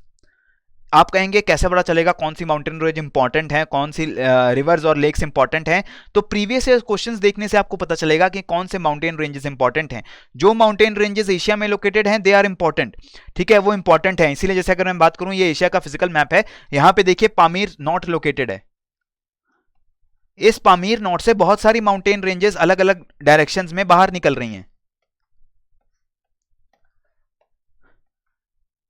ठीक है। ये पामीर नॉट जो है बहुत सारी माउंटेन रेंजेस को जन्म दे रहा है। एशिया का जो कॉन्टिनेंट है, पूरे अलग अलग जो दूसरे कॉन्टिनेंट्स हैं उनके कंपैरिजन में सबसे ज्यादा माउंटेन रेंजेस एशिया के कॉन्टिनेंट में देखने को हमें मिलती हैं।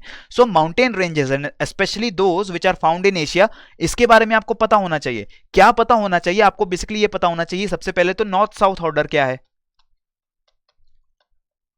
आपको पता होना चाहिए ईस्ट वेस्ट ऑर्डर क्या है। अब इसके दो तरीके हैं ये ऑर्डर्स को याद करने के, या तो रट लिया जाए इनको, कि रट लिया मैंने कि अगर मैं डेजर्ट्स का नाम ले रहा हूं तो ईस्ट से वेस्ट मैंने डेजर्ट्स के नाम रट लिए हैं, मैंने माउंटेन्स के नाम रट लिए हैं। नहीं, ऐसे कर सकते हैं अगर आप बहुत अच्छी मेमोरी है तो hats off to you. But एक तरीका, जो बेस्ट तरीका है, जो मैं भी फॉलो करता हूं, वो ये है कि मैप यानी अपने एटलस को बार बार देखिए, बार बार उनको फॉलो कीजिए। हर दिन आप 5-10 मिनट एटलीस्ट मैप को दीजिए। उन मैप्स को आप बार बार देखेंगे तो आई एम टेलिंग यू, ये सारा जो मैप है दिमाग में प्रिंट हो जाएगा, ठीक है। आपको एटलीस्ट एक फेयर आइडिया लग जाएगा कि किसी भी माउंटेन रेंज की बात हो रही है तो आपको पता रहेगा कि ईस्ट वेस्ट ओरिएंटेशन कैसी है इन रेंजेस की। किसी भी डेजर्ट की बात हो रही है, सी की बात हो रही है, तो आपको बेसिक आइडिया रहना चाहिए कि मैप में किस तरफ लोकेटेड है ये चीजें। और यूपीएससी इसी तरीके से खेल करने वाली है आपके साथ, ठीक है। तो फिजिकल मैप में जब भी आप स्टडी कर रहे हैं, ऑलवेज कीप इन माइंड कि माउंटेन रेंजेस को आपको ध्यान से देखना है, वो किस कंट्री में लाई कर रही हैं, उनका ऑर्डर क्या है, नॉर्थ साउथ ऑर्डर क्या है, ईस्ट वेस्ट ऑर्डर क्या है इंपॉर्टेंट माउंटेन रेंजेस का। तो ये चीजें ज्यादा इंपॉर्टेंट हो जाती हैं। अगर मैं एशिया के बारे में आपको बता दूं तो ग्रेट हिमालयन रेंजेस हैं, सुलेमान, किरथान, मकारान रेंजेस हैं जो कि पाकिस्तान अफगानिस्तान में लोकेटेड हैं। फिर हम चले जाते हैं ईरान की तरफ, अगर निकल जाएंगे तो अलबुर्ज माउंटेन्स यहां पे आ जाते हैं, जगरोस माउंटेन्स आ जाते हैं टर्की की तरफ। देन अगर हम चाइना की तरफ जा रहे हैं, ऊपर की तरफ जा रहे हैं, तो अगेन बहुत सारे डिफरेंट माउंटेन रेंजेस आते हैं।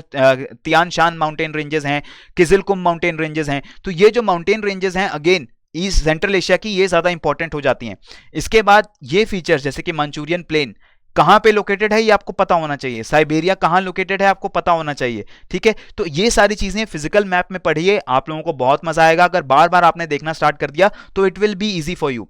देन फिजिकल फीचर्स की अगर बात कर रहे हैं, जैसे Arabian desert is the largest desert in Asia, ये होते हैं छोटे छोटे टिटबिट्स, ठीक है, ये टिटबिट्स होता है, ट्रिविया होता है, कहीं कोई चीज एनसीईआरटी में मेंशन्ड है, कहीं कोई चीज स्टैंडर्ड बुक में मेंशन्ड है, कहीं कोई चीज करंट अफेयर में आ गई, तो इस पे यूपीएससी क्वेश्चंस बनाएगा आपके लिए।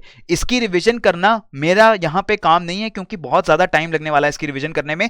आपको क्रैश कोर्स में टिटबिट्स मैंने प्रोवाइड किए हुए हैं, जिन लोगों ने क्रैश कोर्स लिया हुआ है हमारा, उन्होंने देखा होगा कि मैंने एक लेक्चर में आपको सारे ऐसे टिटबिट्स दिए हुए हैं, वर्ल्ड्स लार्जेस्ट स्मॉलेस्ट डेजर्ट, और रिवर्स लॉन्गेस्ट कौन सी हैं, डेल्टा कौन से सबसे बड़े हैं, एस्टुअरी कौन सी सबसे बड़ी है, सबसे लंबी है, ये सारी चीजें लेक्स के रिगार्डिंग, रिवर्स के रिगार्डिंग, डेजर्ट्स के रिगार्डिंग मैंने आपको अपने क्रैश कोर्स में दे रखी हैं, उनको आपको याद करना ही पड़ेगा, ठीक है, इसका वे आउट नहीं है। अगर आपको पता करना है कौन सा बड़ा डेजर्ट है, छोटा डेजर्ट है, तो वहां तो आपको याद करना पड़ेगा। So these types of tidbits, Caspian Sea largest lake है, लेक बैकॉल डीपेस्ट लेक है, और लार्जेस्ट फ्रेश वाटर लेक है बाय वाटर वॉल्यूम, तो ये टिडबिट्स हैं, इनको आपको याद करना पड़ेगा। एंड ये ऐसे जो रीजन्स हैं, वेस्ट साइबेरियन प्लेन, साकार्यू अपलैंड्स, ये बहुत ज्यादा इंपॉर्टेंट नहीं है, ठीक है, आप जितना डिटेल में फिजिकल मैप में घुसना चाहेंगे उतना डिटेल चीजें आपको मिलेंगी, इंफॉर्मेशन मिलेगी, बट ये मैंने मैप इसीलिए दिया है बिकॉज यहाँ पे सारे रीजन्स को ब्रॉडली आउटलाइन कर दिया गया है। Not all these regions are important. आपको बेसिक चीजें क्या रखनी है, सबसे पहले तो इंडिया के आसपास की चीजें, इंडिया के आसपास वाली चीजें, इनको पढ़िए।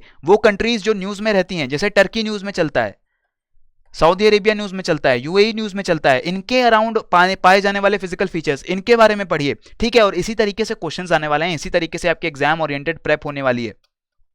अब बढ़ते हैं आगे, आगे बात कर रहे हैं इंडियन ओशन रीजन की। अगर बात कर रहे हैं तो यहां पे देखिए, मैंने आपको बोला ये रीजन इंपॉर्टेंट है। क्यों इंपॉर्टेंट है ये region? Indian Ocean Rim Association for Regional Cooperation, यहां से मैं ये मैप आपके लिए लेके आया हूं, ये सारी मेंबर कंट्रीज हैं, ठीक है, और इंडिया भी पार्ट है इस ऑर्गेनाइजेशन का। सो इंडियन ओशन की अगर हम बात कर रहे हैं तो इंडिया के लिए स्ट्रेटेजिकली, पॉलिटिकली, इकोनॉमिकली काफी ज्यादा इंपॉर्टेंट है ये रीजन, और इसके लिए इस मैप के बारे में भी आपको पता होना चाहिए। यूपीएससी आपसे एक्सपेक्ट करती है कि you must know whatever it is to know about the Indian Ocean region. तो ये कंट्रीज जिनके बॉर्डर लग रहे हैं, ठीक है, Somalia, Yemen, Oman, even Pakistan, Myanmar, Thailand, इन कंट्रीज के बारे में आपको पता हो कि कौन कौन सी कंट्रीज इंडियन ओशन को टच करती हैं, कौन सी आइलैंड कंट्रीज हैं, जैसे Seychelles, Comoros, Mauritius, Reunion islands, Chagos archipelago जो कि यूके के अंडर आ रहा है, यूके की डोमिनियन है, सोकोट्रा आइलैंड्स जो कि यमन के अंडर आते हैं, then Sri Lanka, Lakshadweep and Andaman islands, Indonesian islands. तो ये सारी जो चीजें हैं, ये डिफरेंट डिफरेंट आइलैंड्स हैं, कैसे लोकेटेड हैं, मालदीव्स, कैसे भूल गया मैं, मालदीव्स। तो ये जो आइलैंड्स हैं इनके बारे में आपको पता होना चाहिए, आपको सब लोकेशंस पता होनी चाहिए। मैं बाकी आइलैंड्स के लिए नहीं बोल रहा कि आप पैसिफिक, अटलांटिक, आर्कटिक, इन सब ओशंस में जाके भी ढूंढिए, बट इंडियन ओशन को कवर लेके चलिए, ठीक है, इंडियन ओशन को कवर करना बहुत ज्यादा जरूरी है, ठीक है, और इंडिया के आसपास के रीजन्स को भी कवर करना बहुत ज्यादा जरूरी है। ये सारी कंट्रीज एक तरीके से इंडिया का एक्सटेंडेड नेबरहुड भी है। अब हम चलते हैं आगे के मैप बात कर रहे हैं, जैसे मिडिल ईस्ट का यहां मैंने आपको मैप शो किया है। मिडिल ईस्ट के मैप में क्या पढ़ना है, क्या चीज देखनी है, आपको देखना है किस कंट्री का बॉर्डर किस कंट्री के साथ है। बहुत ही केयरफुली इसको ध्यान रखिए, याद अगर करने की आप कोशिश कर रहे हैं, नोट्स बना के याद करना चाहते हैं, नोट्स बना के याद करिए। सीरिया किसके साथ बॉर्डर शेयर करता है, पता होना चाहिए, किसके साथ नहीं शेयर करता वो उससे ज्यादा जरूरी है पता होना, ठीक है, क्योंकि जो आपको क्वेश्चन आने वाले हैं, क्वेश्चन इसी तरीके के आएंगे, which of the following countries share a border with this country, these countries ये शेयर बॉर्डर करती हैं नहीं करती हैं, इस तरीके की स्टेटमेंट दी जाएगी, ट्रू फॉल्स पूछ लिया जाएगा आपसे। तो ये इस तरीके से आपको इस रीजन में, क्योंकि बहुत इंपॉर्टेंट रीजन है ये, आपको सब कंट्रीज के बारे में पता होना चाहिए, कौन सी कंट्री किस दूसरी कंट्री के साथ लोकेटेड है, बॉर्डर शेयर कर रही है, डेड सी कहां पे लोकेटेड है, सी ऑफ गैलीली कहां पे लोकेटेड है, कौन सी कंट्रीज जो हैं मेडिटेरेनियन सी को टच करती हैं। ये सारी चीजें हैं जो आपको यूपीएससी प्रीलिम्स पूछने वाला है, मैं अभी से बता रहा हूं। तो इसलिए मैप को भी इसी तरीके से पढ़िए कि आप कुछ स्पेसिफिक रीजन्स पे फोकस करते हुए आगे बढ़ रहे हैं। अब हम बात कर रहे हैं, जैसे नॉर्थ सी की मैंने आपको बात की थी, तो ये रहा आपका नॉर्थ सी। कौन सी कंट्रीज हैं जो इस नॉर्थ सी के अराउंड लोकेटेड हैं? Norway, Denmark, Germany, Netherlands, France, Belgium, UK, Ireland की भी बात कर लेते हैं। ये हो गया हमारा नॉर्थ सी। फिर आ गया हमारा बाल्टिक सी, ठीक है, इसके साथ मेडिटेरेनियन सी, ब्लैक सी, इनके अराउंड ये जितनी कंट्रीज लोकेटेड हैं, ये एक तरीके से खजाना है यूपीएससी के लिए। बहुत सारी कंफ्यूजन हो सकती है आपको, आप भी इस मैप को देखेंगे, आप कहेंगे कि नहीं इसको नहीं पढ़ते, आगे चलते हैं, लेकिन क्वेश्चन यहीं से आ सकता है क्योंकि यहां पे ज्यादा कंफ्यूजन का स्कोप है। ब्लैक सी कैसे कनेक्ट हो रहा है मेडिटेरेनियन सी से, पता होना चाहिए। मेडिटेरेनियन सी में कौन से सीज लोकेटेड हैं, ये पता होना चाहिए। कौन सी कंट्रीज जो हैं लैंड लॉक्ड हैं यूरोप के अंदर और कौन सी कंट्रीज जो हैं वो लैंड लॉक्ड नहीं है, ये भी पता होना चाहिए। कौन सी कंट्रीज बाल्टिक सी के अराउंड लोकेटेड हैं, कौन सी कंट्री नॉर्थ सी के अराउंड लोकेटेड हैं, ये चीजें जो हैं यूपीएससी के प्रीवियस ईयर्स क्वेश्चंस में भी आ चुकी हैं। हालांकि मैं ये मानता हूं कि आज अभी जो ट्रेंड चल रहा है, बहुत ज्यादा मैप बेस्ड क्वेश्चंस डिफिकल्ट नहीं आते हैं, इजी क्वेश्चंस आते हैं लगभग, लेकिन फिर भी कभी भी यूपीएससी अपना माइंड चेंज कर सकती है। So therefore keep in mind, जो हम आज शाम को सेशन लेने वाले हैं उसमें भी हम इन्हीं क्वेश्चंस के ऊपर बात करने वाले हैं। ठीक है, इन्हीं मैप के क्वेश्चंस मैं लेके आऊंगा और उनको फिर हम लोग टेस्ट करेंगे और देखेंगे कि आपकी प्रिपरेशन कितनी अच्छी चल रही है रिगार्डिंग दी मैप वर्क।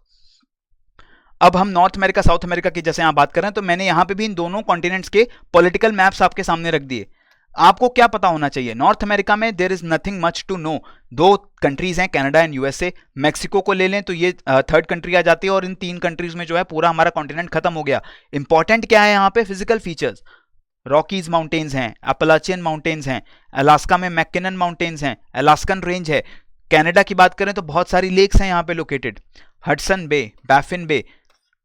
आपको बस ये देखना है, आपको ये थिंग अपने अंदर डेवलप करनी है, स्किल डेवलप करनी है कि आप एटलस को देख के ये समझ पाएं कि ये जो चीज है यहां से क्वेश्चन आने वाले हैं। ग्रेट लेक्स हैं, इसके ऊपर से क्वेश्चन आ सकता है। और कहां से क्वेश्चन आएगा, साउथ अमेरिका की बात कर रहा हूं तो यहां पे एंडेस लोकेटेड है, एंडेस माउंटेन रेंज लोकेटेड है। किन कंट्रीज से होके जाती है ये चीज आपको पता होनी चाहिए। ब्राजील में आपके अमेजोनियन रेन फॉरेस्ट लोकेटेड है, तो ब्राजील कौन कौन सी कंट्रीज से बॉर्डर शेयर करता है आपको पता होना चाहिए।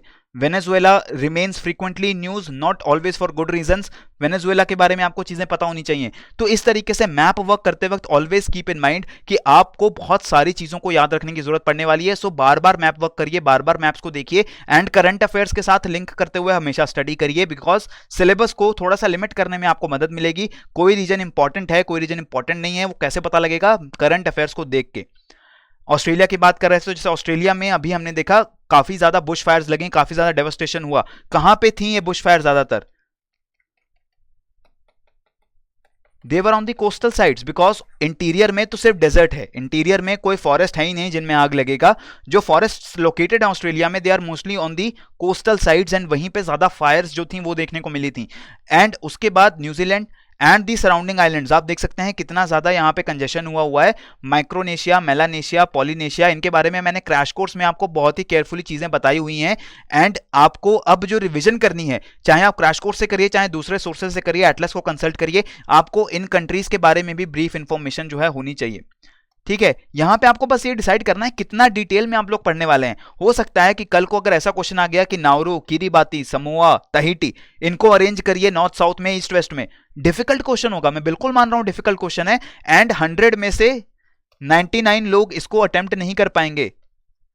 मैं ये भी मानता हूं कि डिफिकल्ट क्वेश्चन आ गया अगर मैप का तो बहुत सारे लोग अटेम्प्ट नहीं कर पाएंगे या गलत अटेम्प्ट कर देंगे। तो इसीलिए हमेशा ये मत सोच के चलिए कि जो भी मैप का क्वेश्चन आ रहा है वो मुझसे जो है बिल्कुल सही होना चाहिए। लेकिन ऐसा मैप का क्वेश्चन जो 100 में से 70 लोग करेक्ट करके आ रहे हैं, उस क्वेश्चन को अगर आपने गलत कर दिया तब आपके साथ गड़बड़ हो रही है। यानी कि अगर इजी क्वेश्चंस को आप लोग गलत करके आ रहे हो मैप के, तब आपने मैप्स के साथ नाइंसाफी की है, आपने अपनी प्रिपरेशन के साथ नाइंसाफी की है। ठीक है दोस्तों, अब अगर हम ऑस्ट्रेलिया की बात कर रहे हैं, जैसे ऑस्ट्रेलिया में आई told you great dividing range है, इस रेंज में बहुत सारे फॉरेस्ट लोकेटेड हैं। यहां पे आपको फॉरेस्ट फायर्स देखने को मिली थी ऑस्ट्रेलिया की। इसके साथ ही जो डार्लिंग रेंज है, यहां पे काफी ज्यादा रेनफॉल होती है, डार्विन के अराउंड काफी ज्यादा रेनफॉल होती है और इसीलिए यहां पे ज्यादा फॉरेस्ट्स लोकेटेड हैं एंड यहां पे सबसे ज्यादा फॉरेस्ट फायर्स देखने को मिली थी। सो इस तरीके से आपको करंट अफेयर्स को फॉलो करते हुए ज्योग्राफिकल एस्पेक्ट्स भी अगर आप देख रहे हैं, तब आपका जो एग्जाम है, स्पेशली मैप बेस्ड जो क्वेश्चंस आने वाले हैं, वो बेटर होंगे, वो अच्छे होंगे, वो करेक्ट होंगे।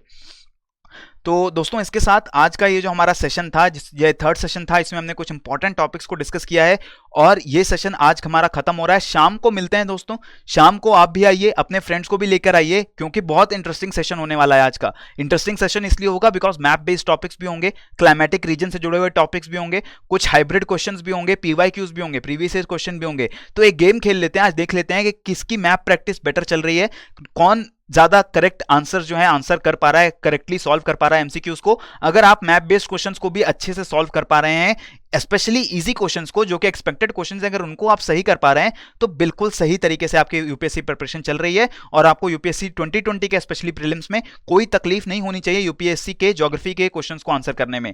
तो चलिए मिलते हैं आज शाम को एमसीक्यू के सेशन में, तब तक के लिए कीप ऑन लर्निंग एंड जय हिंद।